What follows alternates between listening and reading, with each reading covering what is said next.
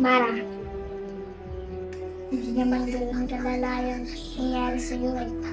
Mabalik ka naman agad sa trabaho. Bakit ganyan ka naman katingin sa akin?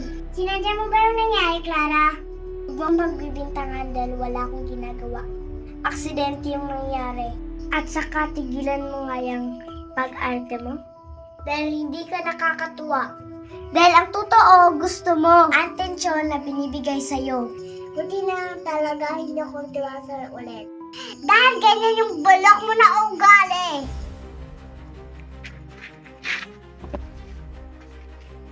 Tayong bulok na ugali. Wala kang ginawa kundi umarte ng ina